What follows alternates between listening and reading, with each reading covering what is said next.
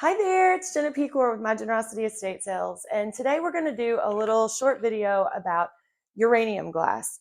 And I'm not going to go into a huge deep dive because there's a lot of details that I could go into, but I'm not going to do that today. This is just kind of an overview about uranium glass because we're currently working in one of our sales, and this is probably, well, this is the largest uranium glass collection that I've ever sold before, but I have a feeling it's probably one of the largest that would be at an estate sale.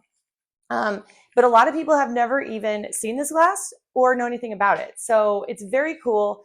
I happened upon it at one sale purely by accident. We came upon a black light and I had no idea why it was there because we didn't find any black light posters. And there was a couple of plates that glowed. And I was like, this is so cool. What is this? So uranium glass can also be called Vaseline glass, but Vaseline glass is going to have a little bit more of a yellow-green tint, and uranium glass, mostly, for the most part, is going to be this greenish color. But not all uranium glass is green. Some of it is a little bit more milky in the coloring. Some of it is pink. It just depends on how the glass was made. So the reason that it's called uranium glass is because back in the 1700s, a scientist figured out that if you added uranium to glass, then it gave it fluorescent properties. And this particular, the uranium actually makes it green. That's what gives it the color green, but it actually does glow. And so they started producing this because they started realizing people really loved it even back then. So they started producing a lot of the glassware and just specialty types of items using this type of formula. And it's been really produced ever since, though there was a moratorium on it back during World War II because they needed all the radium that they could use for the Manhattan Project. But uranium is radioactive. So the question is, can you eat off of this glass? Yes, you can, though you wouldn't probably want to because it is pretty valuable and you don't want to do any type of wear and tear. You wouldn't want to lick the plate or anything like that, you know, or scrape it and then try to use it because it is radioactive, but it's not enough. That they've done tons of tests on uranium glass where it would not be enough. But this is the kind of stuff that you really want to display more than actually use for everyday purposes. And a lot of people are. And one of the reasons that I wanted to do this video is because uranium glass has always been popular, but it's been especially popular lately because people are starting to realize how they can display it in their homes. We have tons of curio cabinets that we sell at our sales. And what people are doing is putting black lights in those curio cabinets and then turning that on. And then they're just collecting pieces so that it will glow in their house, which I think is super cool. So let's kind of look. We've turned the lights off in here so that you can see it better. But this is just a black light. And you can tell that this is also depression glass.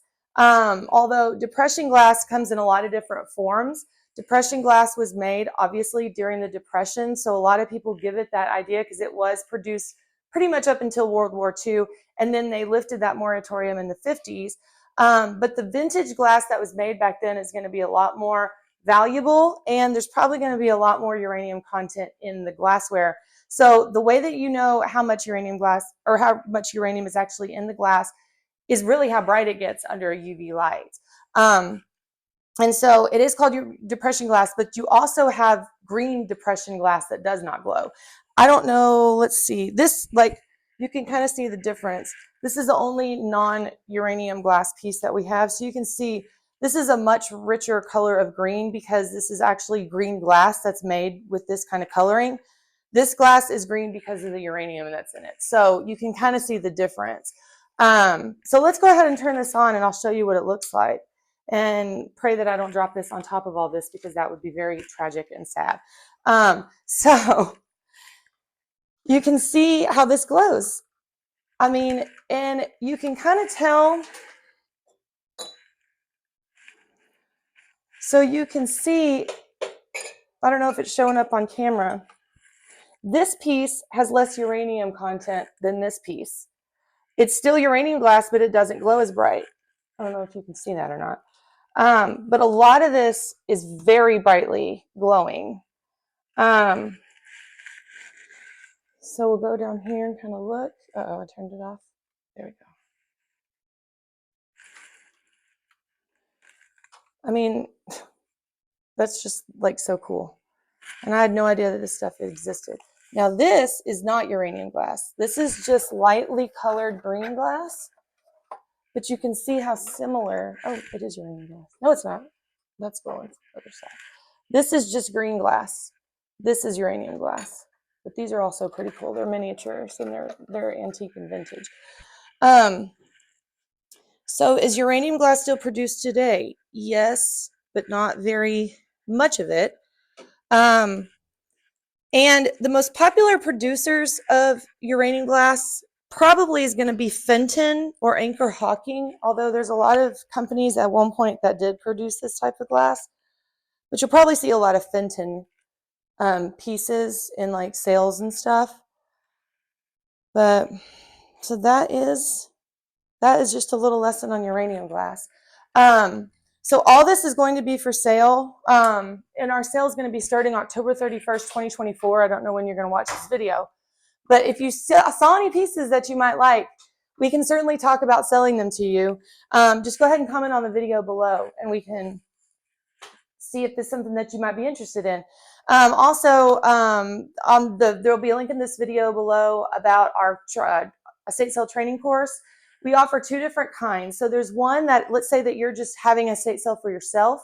I made a very short, condensed training video about how to start that and what you need to do if you're selling your own things.